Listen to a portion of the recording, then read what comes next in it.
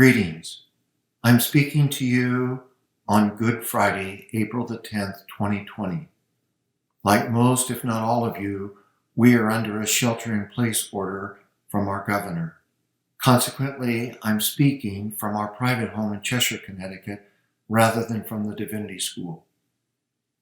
It is hard, if not impossible, for me on this day in which Christians remember the crucifixion of Jesus, not to think about the utter havoc that the pathogen COVID-19 has leveled around our globe. There are now almost 100,000 documented cases of deaths as a result, and I'm confident that that number is very underreported. In the United States alone, there have been over 16,000 documented deaths. In our neighboring state, New York, there are more than 7,000 deaths recorded. No one is going to escape the wrath of this pathogen. Even here in New Haven County, where Yale is located, there have been 78 cases of deaths recorded to date. All of us are concerned about our families, our friends, our social acquaintances, and people we don't know. I worry a great deal, I'm sure many of you do as well, about people who don't have the resources that many of us have, and what will happen when this devastating pathogen gets loose among them. It already has among some. And as I think about that group in particular on this day, I think about Jesus, who lived and died as a Galilean peasant. We don't know the exact site of his death or burial. We have a reasonably good idea of the vicinity where Jesus was crucified, at least where the Church of the Holy Sepulchre stands today. There is good evidence that it existed outside the city walls at the time of Jesus and was a place where there were a number of rock-hewn tombs. We have some evidence that early Christians venerated the site, which may be the reason why Hadrian decided to build a pagan temple on that particular site, and in turn why Constantine destroyed Hadrian's pagan temple and built the original Church of the Holy Sepulchre. And if you go to the Church of the Holy Sepulchre today, you can still see some remnants of Constantine's basilica, although I have to warn you that what you see will only be a little less than half of what Constantine built and not nearly as glorious as what he constructed. And as I think about this structure and this tomb, because of my own training, I think of another tomb almost 8 miles to the south.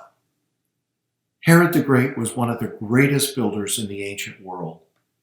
What he built was truly majestic and impressive, and the tomb that he built for himself was no less impressive than what he did elsewhere. We know it as the Herodium.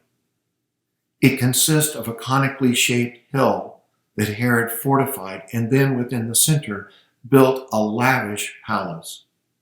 It also has a lower complex that is just off to the side of the hill. It covers almost 40 acres and consists of a parade ground, a complex of impressive buildings, and a huge pool, larger than any pool that I have ever seen in my life, for either swimming or even some battles that could be staged by small boats. Herod knew how to build. And if you stand on the top of the Herodium today, you can see the Negev to the south, you can see Jordan to the east, and you have a panoramic view of the Judean hills. And yet, there are some very powerful ironies between these two tombs. Herod and Jesus lived on opposite ends of the social spectrum in their lifetimes. Herod was a king, incredibly wealthy, who built a lavish and splendid tomb for himself. Jesus was a peasant who didn't own enough to purchase or didn't have enough resources to purchase a tomb and had to be laid in a borrowed tomb. And yet today, we don't think of Herod for his sake. We think of Herod because he was associated with Jesus. People don't make pilgrimages to the Herodium. They make pilgrimages to the Church of the Holy Sepulchre. The king is remembered because of the peasant. But there's another irony, and that addresses the question of why is this the case? We didn't know the exact site of Herod's own tomb, that is the specific burial site for his body, until 2008, when a distinguished Israeli archaeologist named Ehud Netzer discovered a palatial tomb in the side of that hill that I described. While some have demurred and argued we don't know for certain that this is Herod's personal burial site, I think Netzer was probably right. At least probability lies in his favor. But tragically, 2 years later, in 2010, Netzer, on that very spot, fell, and as a result of that fall, died. I think of the Herodium as not only a monument to King Herod, but as the site of death. I have a very different image of Jesus' tomb. I don't think that it's necessary to go to the Church of the Holy Sepulchre to understand the significance of Jesus' tomb. I do think you have to go to the Herodium to understand the significance of Herod's monument to himself. But why do I say that you don't have to go to the Church of the Holy Sepulchre to understand the significance of Jesus' tomb? I've been there many times, prayed, meditated, but the importance of that tomb came home to me, not in Israel, but in Southern California.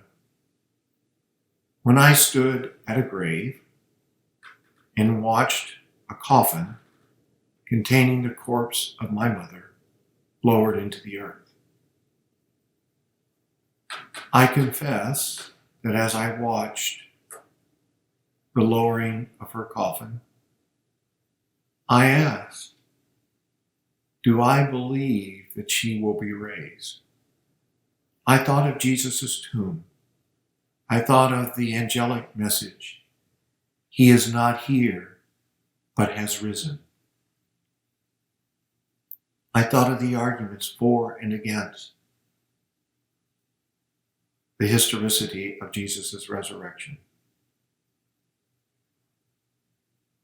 The issue for me at that moment was not primarily intellectual, it was existential. And when the coffin reached its final resting place in the earth below, I said to myself, I believe. I need to believe. I believe for the sake of my mother. I believe for the sake of my family. I believe for the sake of my friends. I believe for all those who have and will die as a result of COVID-19. I believe that there is joy beyond suffering.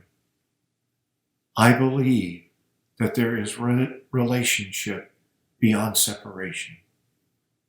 And I believe that there is life beyond death. Amen.